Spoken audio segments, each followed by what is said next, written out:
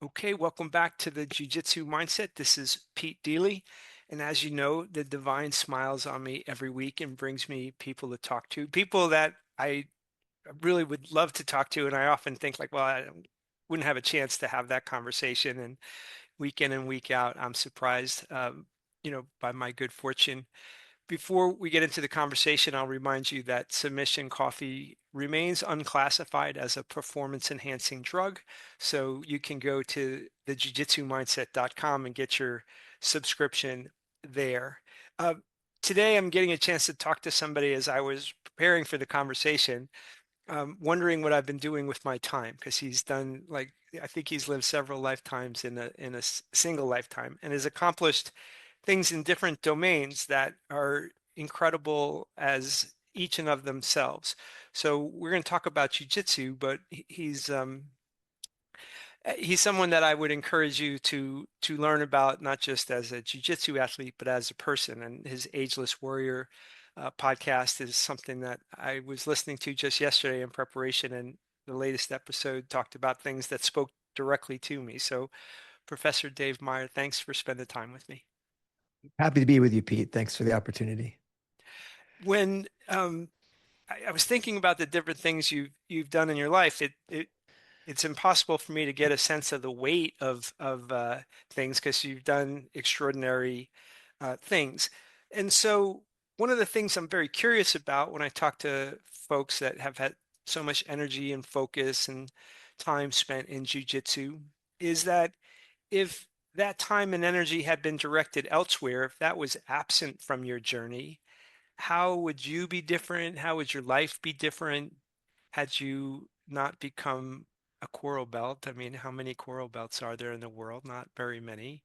Uh, Mhm. which puts you in an elite class. And I know is it the Dirty Dozens and the Gang of Eight? You're an elite company in many ways, but so if that's not in the mix for you, where does that energy go?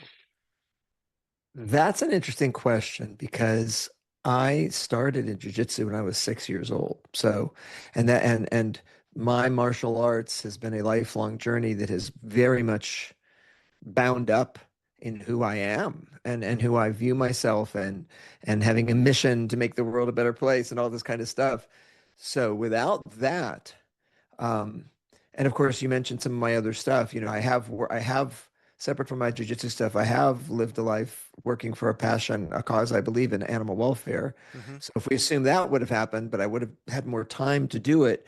But I don't think I would have done it as well, to be Yeah. quite honest, because I think the lessons from jujitsu have really, and just so much about martial arts and stick-to-itiveness and strategy you mentioned. Um, have really informed what I would have done. So what would I have done? I guess I would have had more time. I mean, I don't think I sacrificed. It's funny because I don't think I sacrificed anything. I call, and I've used this term before. Jiu-jitsu is like a girlfriend, right? Because it's Hmm. evenings and weekends. I mean, unless you're a professional Right. jiu-jitsu instructor. Yeah. So, and I have never been a professional full-time jiu-jitsu instructor. That hasn't been my day job, although martial arts have funded me in various important times in various ways. Right. But so it's not like, oh, if I would have done that, I would have had a different profession. It's almost as like, well, I would have had a different girlfriend. I would have had more time on the weekends. So there was a time when I was a professional musician, when that's what I thought I was going to be when I was going through college and stuff. I was no question in my mind, Okay. oh, I'm gonna be a rock and roll musician. Okay. And so maybe I wouldn't have had any more talent had I not been doing jujitsu, but I suppose I would have had a little more time. Although at the time I was a professional musician, I was doing it every night. So my jujitsu was relegated to like mornings and weekends. So I don't think I can answer it because it's so integral a part to who I am. I think I would have been whatever I would have been doing if I hadn't done jujitsu. To be quite honest, I just don't think I would have been doing it as well. When I looked at the fact that martial arts enters your life so early and your extraordinary worked in animal welfare, one of the questions that came to mind, I was having a conversation with Professor Jason Cruz, who's, studied under Hickson, among other great people, James Driscoll. And we were talking about the notion of Bushido, the warrior's way. And I Mhm. was wondering, you've been a fighter for animal welfare as a cause and have brought, this these resources to protect animals. Did martial arts in any way kind of groove into you? I should spend my talents and energies to be in the warrior's way, which is not necessarily to just defend yourself, but to defend others. I mean, is that too much of a stretch or No, that's absolutely 100% true. So when I was, my parents put my brother and I into a local jiu-jitsu class in Los Angeles at a community college. And it was my brother, who was a few years older than me, who was having some issues with bullies in school. I would, like so many kids do, but I wasn't yet. I was just 6 years old. right? And the jiu-jitsu was right there for me, which was super helpful. But um, so there was a whole ethos around that instructor. His name was Jack Secchi, of protecting, there was an ethos of when you walk into a room, everybody in the room just got safer, even if they don't know it, Very nice. right? Or you are, when someone's calling for help, you are the help, which Hmm. isn't to say you shouldn't call for help if you need it, Right, call 911. But the concept was you don't outsource help. right. You be the person. If someone needs help, get in there. Like if Yeah, it's a fight, protect them. If they're injured, like get in there and help them. You be the person that is the help. So that was an ethos there. And I carried with that me my whole life. So when it came to me wanting to, do something that was meaningful and something that I felt passion for, that was long since instilled in me. I would also say that I had a religious upbringing, hmm, happened to be Jewish, but hmm, that was also an ethic yeah. of that I got through my parents, which is like you should repair the world. You should always, Nice. and through that, we were always doing food drives and things like that. So that sort of a moral compass coming both from that religious background, but definitely the action orientation from the martial arts background Yes, is 100% connected into when I decided I want to do something meaningful in my life. And right. I specifically chose animal welfare, not because I don't care about other things. I do. I care about people. Yes, There's a lot of things I care about, but that just seemed like, wow, animals are so mistreated overall and they just can't speak for themselves. And that would be the thing that I would do. A lot of that had to do with defending the weak. It yeah, was like exactly what we do in the martial arts, yes. and it's what Seki was doing. He was my coach, or I wouldn't have called him a coach at that time, my sensei, Hmm. right? He was donating, he wasn't paid anything. He was donating his time to help other people. That's what he was doing. And so Yeah. that was a whole ethos that I grew up with. Yeah, it's a faith in action, not just in words, in a sense. I mean, it's like that's what I Yes. hear when you say that, to animate that. And I mean, the the restraints of a religious kind of, I think, beginning of a life has utility in my mind, like to teach you that it is not just about you. It is about, you should be restrained in the world. You should not act on your impulses entirely. Um, and then it seems like discipline would have entered your life very early if you were at 6 and you're training. I mean, that it begins the process, I think, of, okay, you restrain your impulses to submit to the learnings, the teachings, Mhm. and then you must have had extraordinary energy though too, because when I think about your animal welfare work, $160 million of raised capital over the course of your career does not happen, easily or without just Olympic level effort and skills.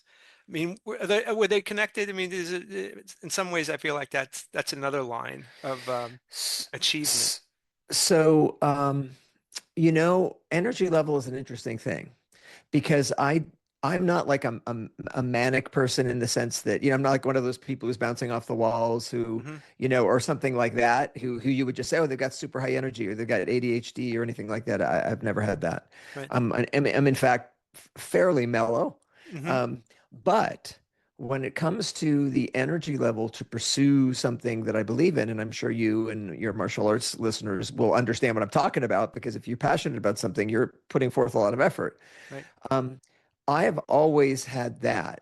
So it's just sort of an animating thing as to why to get up in the morning. Hmm. And I think I've been I don't really think about this stuff. These are interesting questions. I think that through the martial arts, I had a level of discipline Hmm. to focus on things that has been crucial to my success.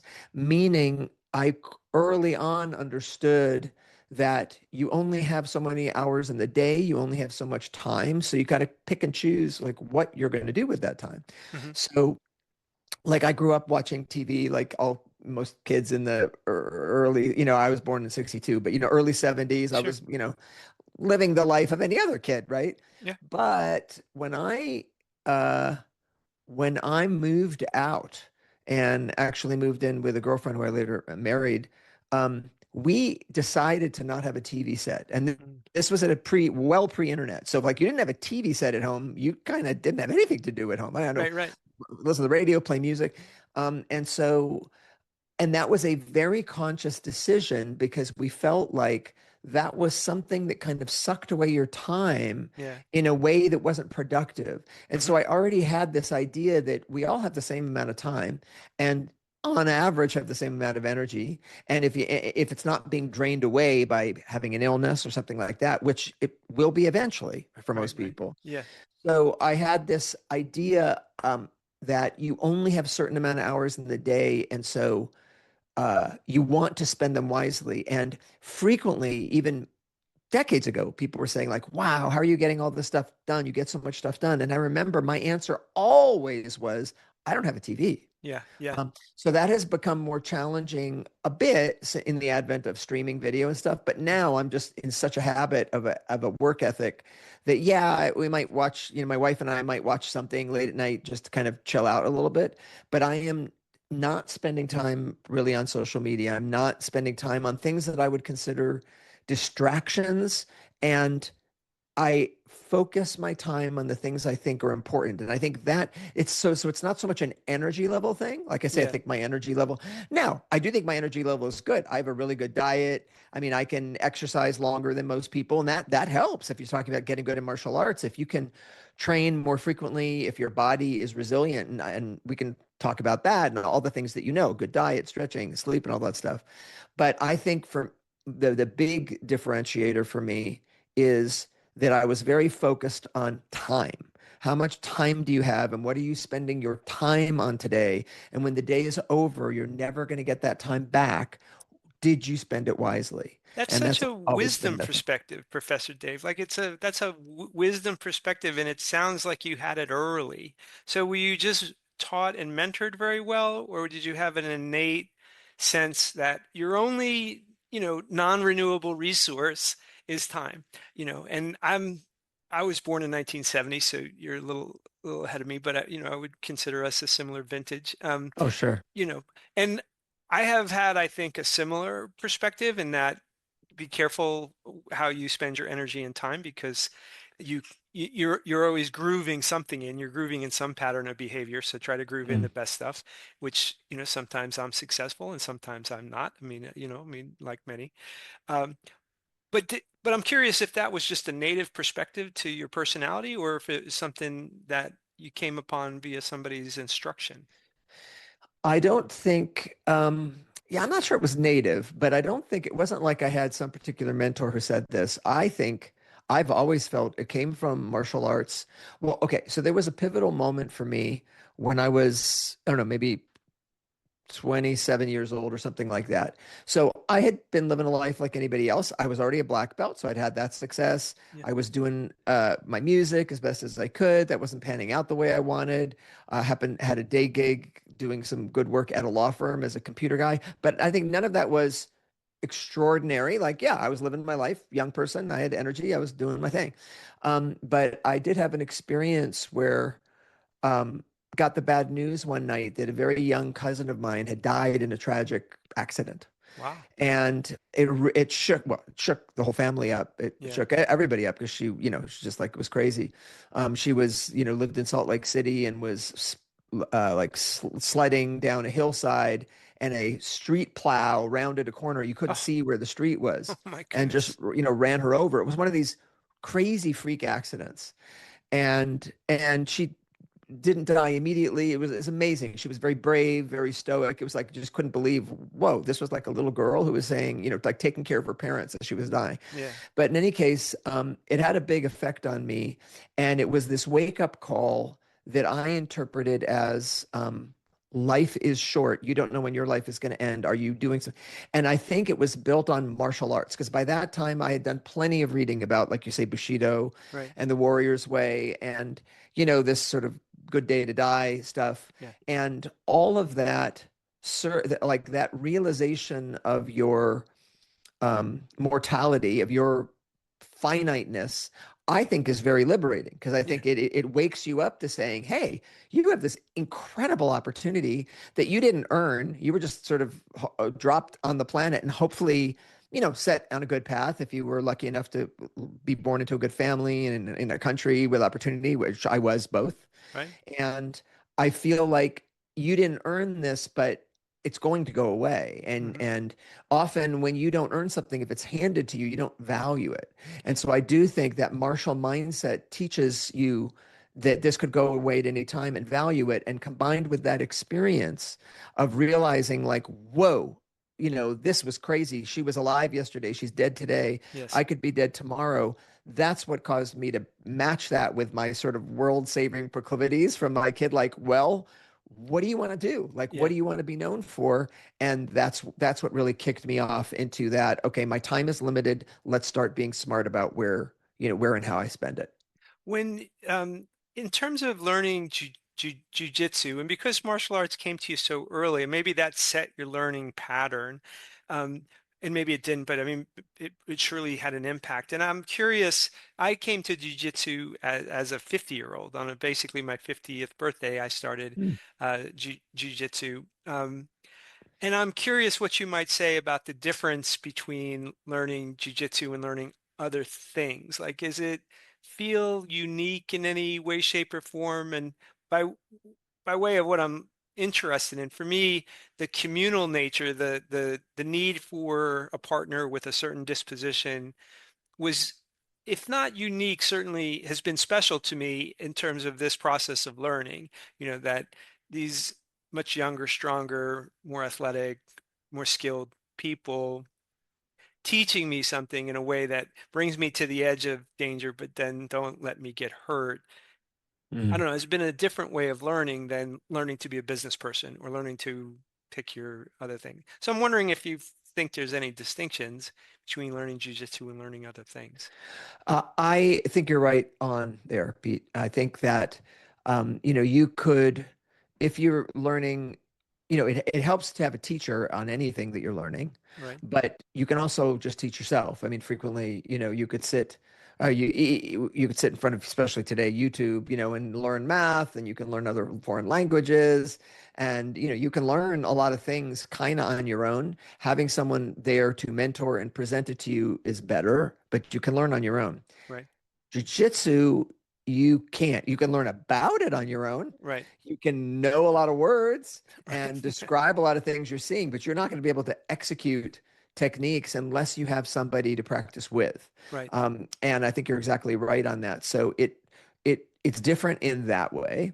Hmm. I think that, and so different martial arts are different that way. So if you were just practicing Tai Chi or something, where it's movements, perhaps you can learn that entirely from a book or from Hmm. pictures or whatever. But something that is competitive, that requires you to get good by having someone to basically sharpen your blade against, you need that. And then you get even better if you're in a whole laboratory of people like that, Yeah. where you have Yeah. multiple different partners, and as you know. And so I do think I'm sure jujitsu is not unique in that way, um, but I think it's unusual in that way. Yes. That the way to learn in jujitsu, and then all the whole stuff about ego, right? Sure. You can have a huge ego and learn to play violin. You can have in fact, your ego will drive you to do all those things. And ego drives you to want to excel in the martial arts too. But if you have too big of an ego, you just can't tolerate losing, which is, of course, what you're going to do constantly if you're training with the right people. Right. And so it forces you to tame your ego even as you're learning. Like the process of learning jiu-jitsu, specifically Brazilian jiu-jitsu, is a process of constantly losing. You don't, it would almost be like, what would be the analogy? You're trying to learn algebra, and the way to learn algebra is to fail a test after test after test after test. Like that wouldn't be very inspiring. The way to Right, learn algebra is to study and then pass the tests. right, right. But in jiu-jitsu, the way to actually learn is by failing the test. So it's an interesting paradox. So in that same vein, I'm always curious about the opinion people have about the role of competition because do for those of us who are unlikely to be world champions at any point in time in our jiu-jitsu life, so we're not doing this with even the hopes per se of winning something dramatic, winning any. So for me, my competitive life consists of local fun tournaments, which are for me largely Okay. about being around the community and my friends and people that are doing something with this burst of like anxiety and a moment of competition, bookended by talking about the competition about to come up and then oh my goodness how did that go, which is the bulk of the experience, not the actual. And it matters to me. And I think it has been instructive to me too, to the extent I know jujitsu, it's helped me learn more. Um, but you're a world champion. You've adopted the discipline sufficiently that you've been better than anybody at any given time there. What do you think is the role of competition for the bulk of us? Do you think it's important or do you think it's not? Um, I think I think it can be very, very useful for people who want to do it. I don't think you have to do it. So let's just kind of dive a little, more deeply into this. Anytime for Brazilian Jiu-Jitsu specifically, anytime you're on a mat and you are competitively training, even if you're just doing a positional thing, like okay, I'm just going to see if I can escape the mount, and then we'll go back to that position.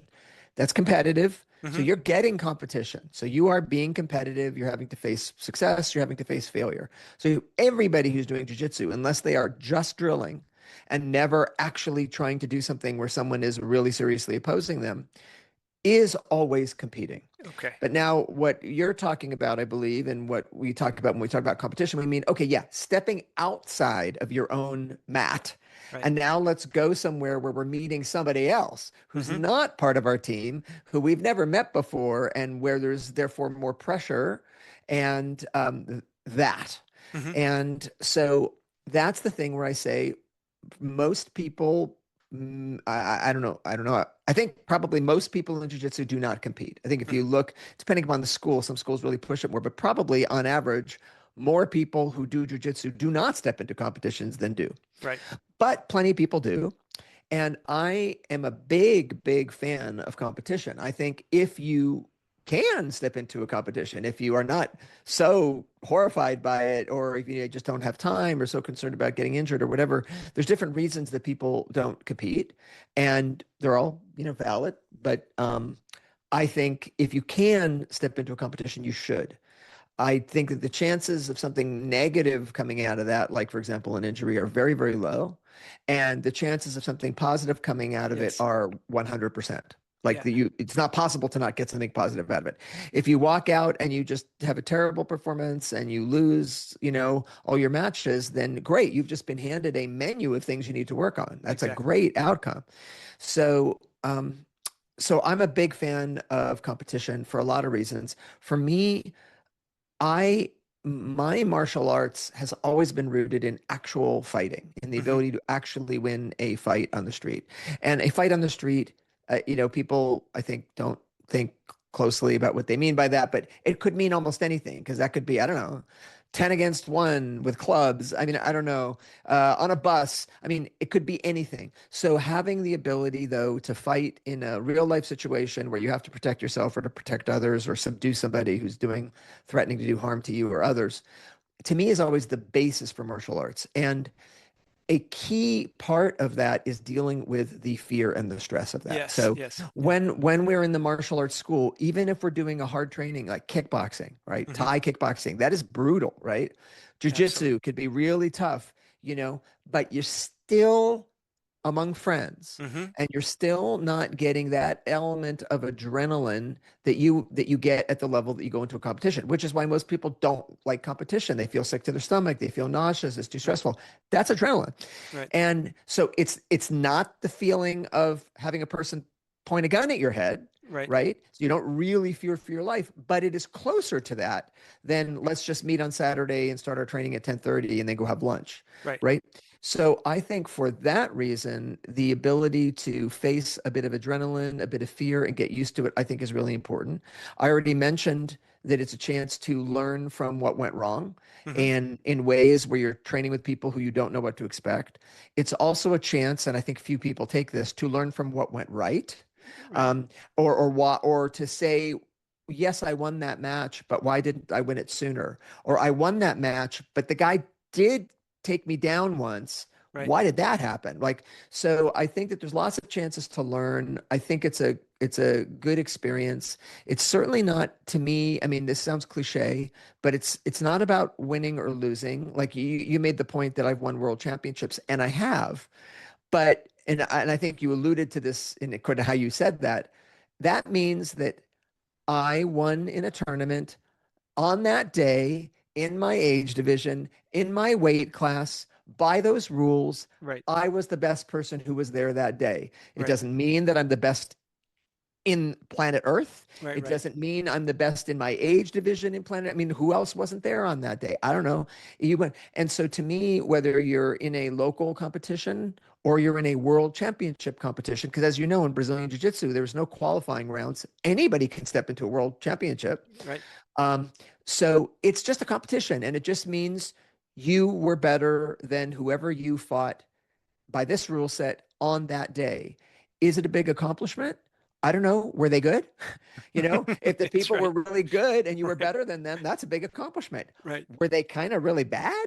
If they right. were really bad, then it wasn't an accomplishment. So the win, the lose is, it's fun to win. It's not fun to lose. But at the end of the day, it doesn't actually mean that much. I've felt more accomplishment in tournaments that I did not win because I Hmm. thought I fought so well against people who are better than me Right, than in tournaments where I won, where I thought, well, that was easy, you right, know. right. So anyway, but in answer, the short answer to your question is yes. I think it's fine for someone who doesn't want to compete, but I think it's a really good thing if you do compete, and I think everybody should do it at least once just to experience it. Yeah, okay, yeah, me too. And I for a 55-year-old man that goes out and is nervous on the mats of a high school gym at 3:30 in the afternoon where nobody is paying attention, like it's a stress inoculator for me because Monday morning, if I'm in a business negotiation that has meaningful impact, I'm calmer in that Monday morning meeting for having been stressed on Sunday, Sure. recognizing 100% that the outcome of any given match has effectively no external bearing. Like nobody's going to say, "Hey, you know what? We were watching you, and we have a TV show to offer you. You were incredible." Like, there's nothing that's going to happen other than my own internal experience. I recognize that this is an impossible question of sorts, but nonetheless, if I ask you what's your most memorable role or fight, like what does your lizard brain spit back to me without, without getting a chance to think about it? Like, oh yeah, this is the one, Right. So I can't say I remember all my fights because I've had a lot of matches. Right. And I will sometimes see something or someone will send me a video and it's me in a match and I don't remember the match. I don't know what year it was. I don't know who's going to win. It's interesting to be like, whoa, You get to what's watch it as if you're a I have to spectator of watch your it. own. Yeah. Exactly. Think, oh, I hope I won. Um, and especially hard on me is that, back in my earlier days of competition, I mean, there were no Brazilian Jiu-Jitsu competitions until I was purple belt, and there were only a few by the time I was black belt. Yeah. And a lot of that was pre-cell phone time, so there just aren't a lot of videos. But also, when I had a video, I would specifically post it on YouTube if I lost and not post it on YouTube if I didn't, sort of as a punishment to myself, like to remember my losses and not my wins. So Right. if someone says, "Hey, I found a video of you," I think, "Oh, it's probably one of those losses." Yeah. Um, but I think that, of course, my first match as a black belt. Um, I won my first matches as a purple belt. I had very good success, but my first match as a black belt, I lost to a sweep in the last second. Wow. Um, it was 0-0. This was before there were advantages awarded, before that rule. But I had been passing the guard, driving. So I would have won by decision. But my coach Higgin wanted a more decisive win. And so he kept going like pass, pass, pass, pass, pass. And it was my first black belt match. And I was against a very experienced black belt who I had been shutting down the whole time. Okay. And in the last second, I made a mistake and he swept me over and I couldn't recover from it. There was no time left and I lost. But and that was all fine. But actually, the one that really jumps out to me most, and it's interesting because it's not a world. I've had a bunch of world championship matches. I fought Mario Sperry. I fought Nito Schembri. I fought like the best people in the world. Um, it is a match with Fabio Santos. And it's funny. Fabio Santos is a black belt of Hickson Gracie, Jocko's coach. And Fabio and I were paired up in a super fight in 1996, 1995, must have been 96. I had just got my black belt or maybe 97. And it was in Irvine, California. Some promoter had put together a night of super fights. There weren't very few American black belts at that time. So the Machado brothers had individual fights. I took a fight, whatever. I never said no to a fight ever. And it was on this raised platform in the middle of this college arena, one fight at a time, darkened room except for the lights coming down. It was kind of a UFC kind of thing. Right. Um, and on a raised platform. And they somehow got a sponsorship from Korean Air. So the winner of each fight would win a free flight to Brazil.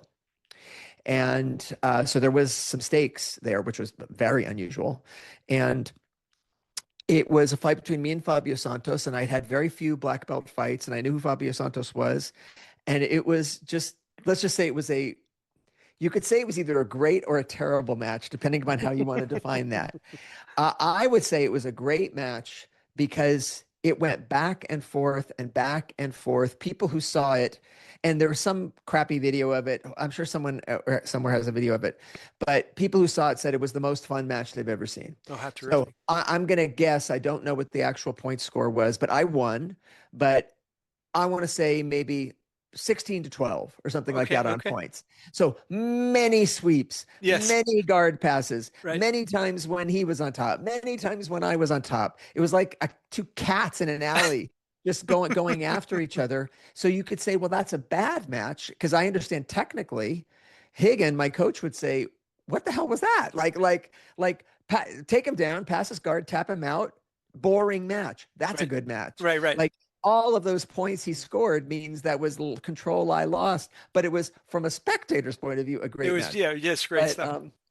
I remember it, and it's interesting because Fabio Santos, I heard on a podcast also when he was asked like what was his hardest match, he's like, my Nice. hardest fight was Dave Meyer.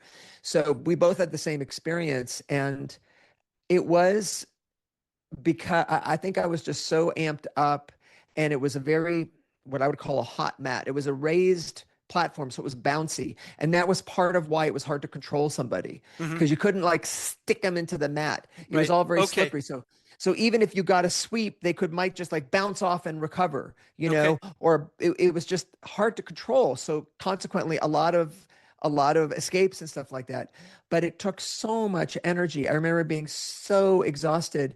And I remember I was getting coaching from Fernando Vasconcelos, who was a close friend of mine who went on to become a great world champion.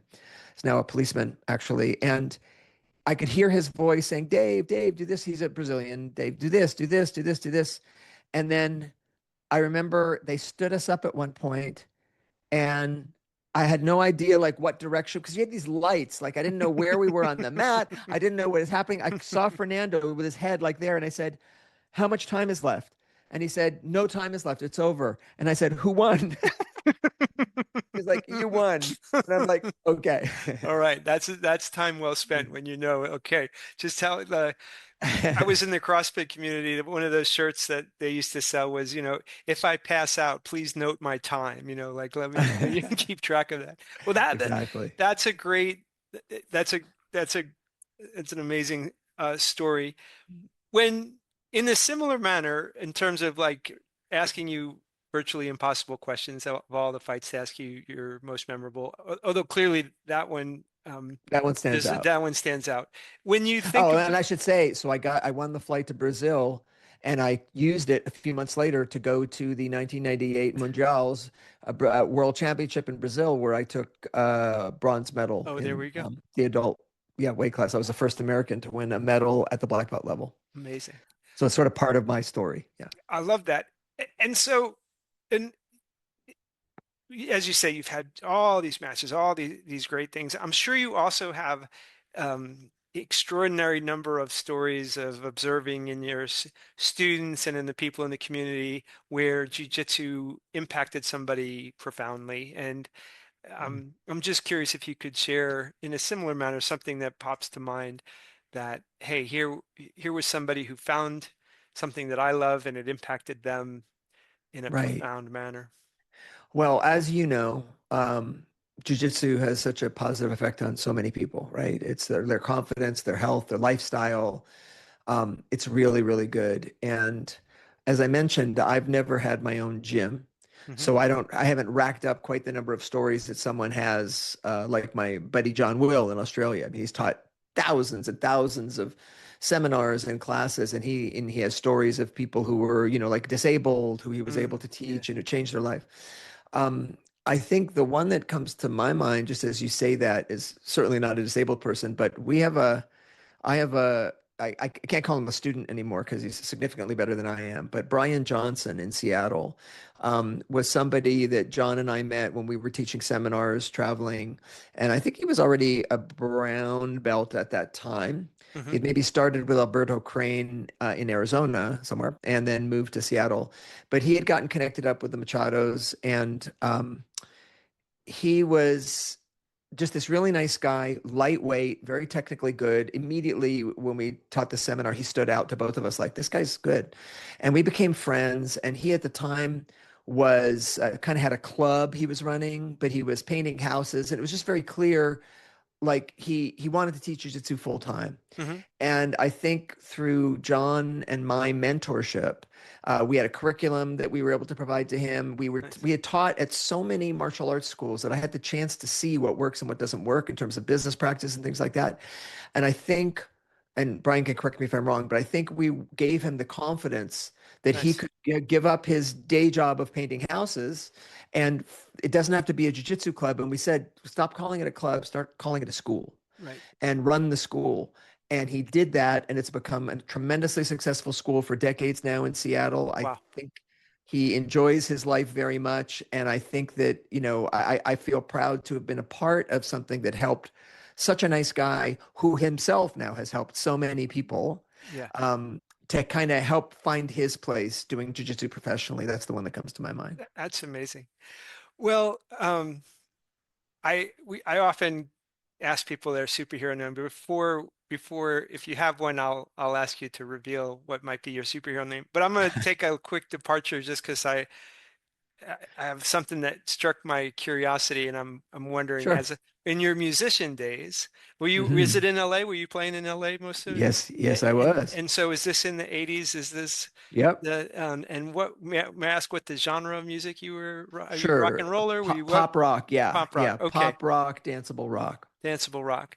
Um, I was a terrible guitarist, and I had my time in a band. And in fact, Hmm. I was living in Texas, and I would go up to Austin, and I realized any I could go to lunch and some guy playing the guitar Hmm. at like a taco stand was like a better guitar player than I was ever going to be in my life if I practiced 10 hours a day until I die. So I had to, came to terms early with it. But, having had a few gigs in my time for those that stretch, was there ever any fights that broke out in your rock and roll days? I mean, if you're gonna be a rock and roller, maybe you got one of those. That is very funny. N no, I mean we weren't playing punk, Okay, right? you were. We weren't anything like so I was in a band that called Sleight of Hand. They'd formerly been called Curves, and they had had an album out on Capitol Records, and they were between contracts. We changed the name of the band when I joined, and we were playing clubs, so we were out late. So we would be playing like the Roxy and the Oh, Whiskey A Go Go. These are come on, yeah, these are the most famous clubs in Los Angeles. absolutely, And but like I say, it wasn't like a mosh pit or anything like that. sure. It wasn't that. So I do not recall. I'm just trying to think. I don't recall having to use like martial arts stuff in anything related to my music or things like that. I mean, and all Okay, these clubs had bouncers, yeah, yeah. right? So, me being, behind the keyboards would be the last person that has to jump out and handle anything if something. But we were good, but we weren't great, and you had to be great. Although to your point, Pete, you don't have to be the best. I mean, unless you're trying to be a session guitar player where Right. you do need to be the best.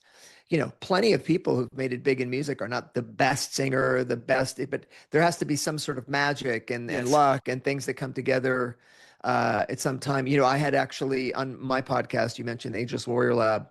I interviewed a black belt friend of mine, Ricky Rocket, who is the drummer from the band Poison. Oh, And yes, he's yeah. talking about that too. So, Ricky's a great drummer, but I'm sure he wouldn't say he's like the best drummer in the world or their Right. singers are the best. But something about the energy that comes together if you're in a band and if it's got something unique and the timing is right with the Right. tastes and you're in the right place at the right time, that's where the success comes from. But it doesn't necessarily come from being Virtuosity. Yeah. a great virtual. Exactly, Yeah. that's what you got session players for, to sit in and do when you're recording, to do that stuff. But if that was the case, all those guys who do session musician, they would actually be the rock stars out Yeah. there, but they're Yeah. not, Yeah. because there's an edge or something special. And I don't think we had that edge. We were just a really good band among in a city at a time when there were a lot of really good bands. To play at the whiskey, to play at, the rocks. I Yeah. mean, though that if you're going to have a slice of time in which you were doing those things, as far as I'm concerned, you got,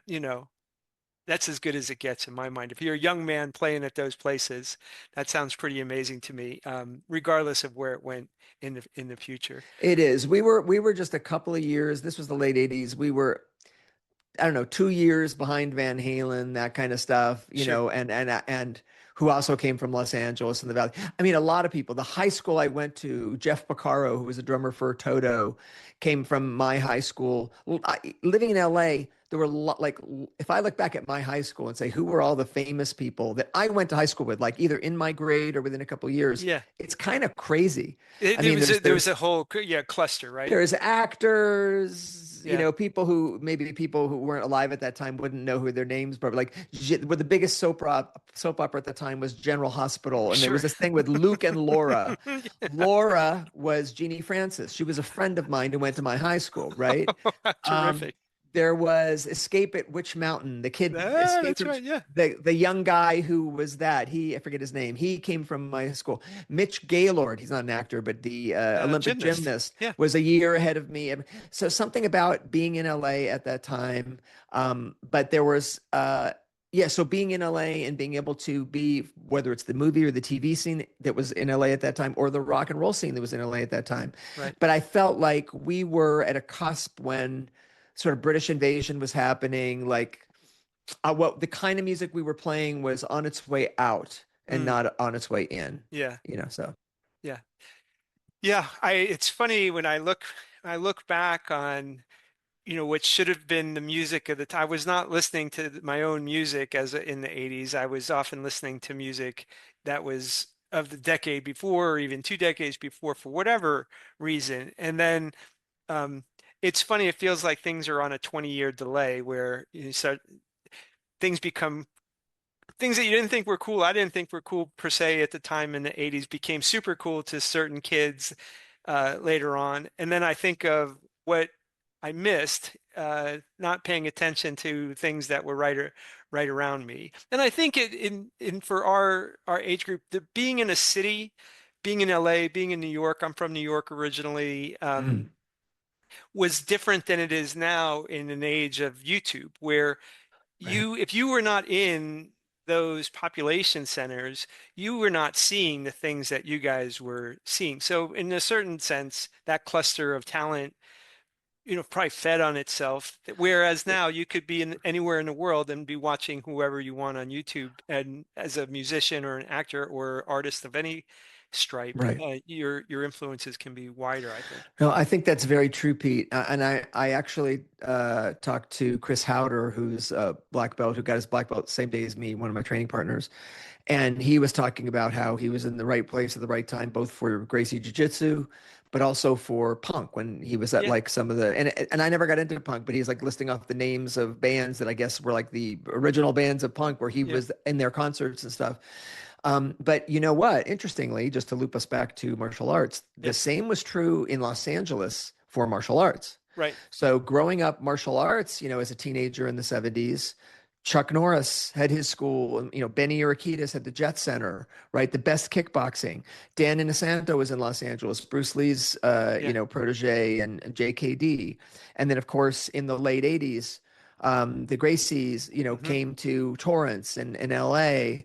You had great judo in LA. You just had such a concentration of really good martial artists happening, and maybe part of that was maybe to some extent they were being drawn there because movies were there and Yeah, stuff right. like that.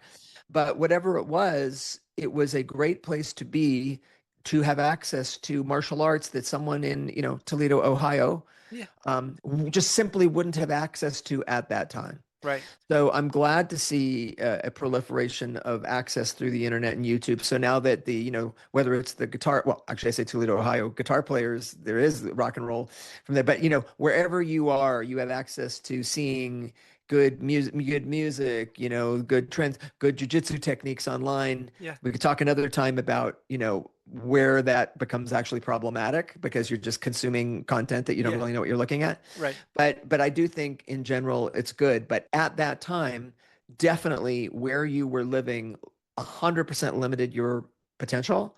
right. And my being fortunate to have grown up in LA or you in New York, that opened doors that you're correct. I think people in most other cities on the planet just simply did not have access to. Indeed. Well, let's do two things to conclude. If you want to reveal your superhero name, we'll take it today. And if you want to save it for a future podcast, I'll let you think on it. And then if I could just ask you, maybe you could tell folks where to find you and your podcast. Sure. So it's funny because my wife, ever since we started dating, Um, she has had me listed in her phone as David Supermeyer Oh, because there we she, go. yeah, exactly. It's very funny because she apparently already has my superhero name, and my vain answer would be, my superhero name. It's Dave Meyer because I'm a superhero right now, bro. There we go. No, but it's funny. I've joked. I don't eat animal products and haven't for like 4 decades. So I'm fully plant-based. And I've often kind of laughed and said, gee, if I ever fought MMA, what would be my, and I was thinking like, well, how about the angry carrot? Right? It's like something benign like a Right. carrot, but Yeah. I'm not just a carrot, I'm an angry Yeah, that's carrot. right. You're a terrifying tomato. But yeah, exactly. Dave, the terrifying tomato. But anyway, yeah. So I don't have a superhero name. It is my name. But in terms of finding me, and thank you for mentioning that, the Ageless Warrior Lab podcast. It's on YouTube. You can find it. It's on Apple, Spotify, all those kinds of things. And in fact, some of the topics that we touched upon here, like you're talking about competition, Hmm.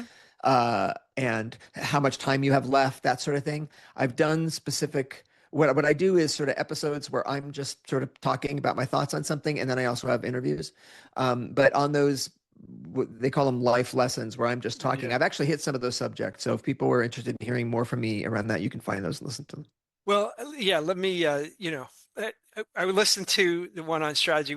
You talked about like picking a long shot goal and, Mhm. having a dream line where that goal has a very concreteness to it and designing non-obvious moves to get you there and looking for asymmetric Mhm. opportunities. Don't let the setbacks make you abandon your strategy, and take that with you in all your different things. Were what I learned in your last podcast that really spoke to me very directly. So I hope I'm everybody so goes glad to and hear it.